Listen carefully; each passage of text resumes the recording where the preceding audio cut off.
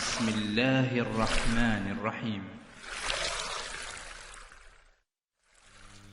Ya, kalau kita sedang sujud, kita disunahkan untuk berdoa. Kata Nabi SAW, aqrabu ma yakunul abdu min rabbih wa huwa sajid. Kondisi seorang hamba paling dekat dengan Allah tatkala sedang apa? Sujud. Kenapa? Dia sedang terhina-hinanya.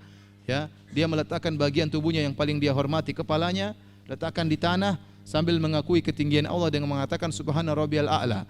Segala maha suci Allah yang maha tinggi. Saat itu dia sangat dekat dengan Allah. Karena kaedah semakin seorang merasa hina, semakin rendah di hadapan Allah, dia semakin dekat dengan Allah Subhanahu wa taala. Ini kaedah. Semakin seorang merasa rendah, merasa hina di hadapan Allah, maka kedudukannya semakin tinggi di sisi Allah Subhanahu wa taala. Rasulullah SAW mengatakan, "Wa ammar ruku' fa'azzimu fihi rabb." Adapun tatkala kamu ruku' maka agungkanlah Allah dengan mengatakan subhana rabbiyal azim.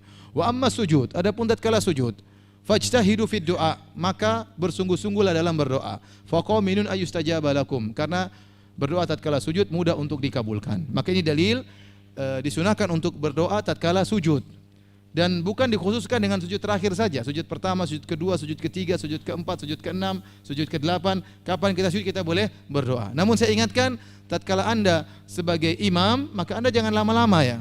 Ya. Anda berdoa nangis-nangis, oh, imam makmum belakang bingung ada apa? Ternyata Anda utangnya banyak enggak lunas-lunas ya. Makmum enggak punya utang, jangan ngajak makmum ikut nangis sama utang ente.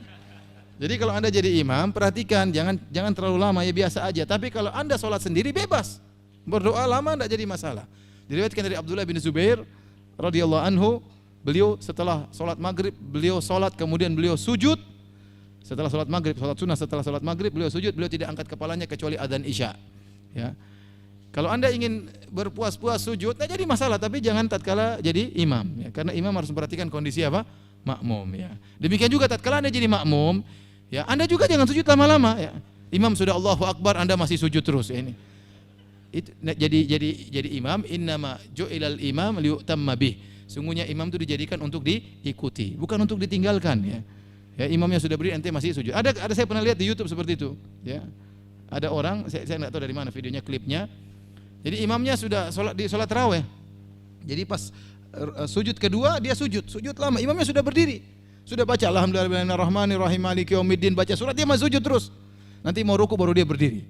Nah, ini salah seperti ini. Ente mau cari muka kepada Allah, cari muka yang salah. Ya. Ini orang semua berdiri, saya sendiri sujud. Ini salah kalau begitu. Ini cari muka yang kamu tuh ngawur gitu kalau begitu ya. Ya, harusnya ikut apa? Ikut imam. Kalau imam fa idza kabbar fakabbiru. Kalau imam bertakbir maka bertakbirlah.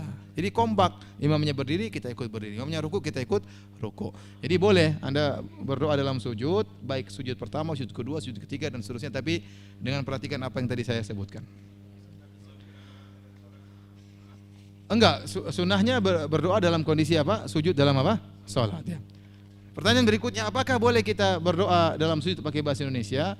Seorang berusaha berdoa dalam sujudnya dengan doa-doa yang diajarkan Nabi sallallahu alaihi wasallam. Tapi kalau dia tidak mampu, tidak bisa bahasa Arab, la yukallifullahu nafsan illa wus'aha, Allah tidak membebani di luar kemampuannya, maka boleh dia berdoa meskipun dengan bahasa Indonesia, tapi setelah dia berzikir dengan zikir sujud. Subhana rabbiyal a'la wa bihamdi, subhana rabbiyal a'la wa bihamdi, subhana rabbiyal a'la wa bihamdi, maka silakan dia berdoa kepada Allah Subhanahu wa taala.